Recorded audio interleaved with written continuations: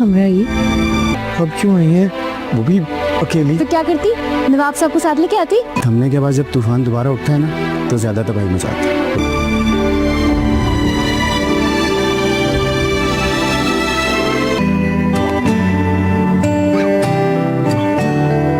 उसे आपकी और आपकी मोहब्बत की आदत नहीं होनी चाहिए।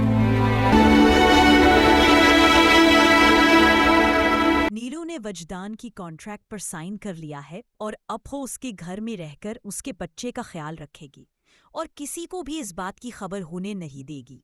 साथ ही साथ नीलू ने दिलशाद की तलाश भी जारी रखी हुई है, लेकिन उससे अभी तक दिलशाद का कोई भी पता नहीं चल सका।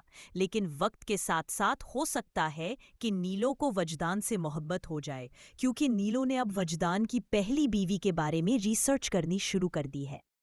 जब इससे पता चलेगा कि वजदान की पहली बीवी ने भी उसे धोखा दिया था, तो हो सकता है कि उसके दिल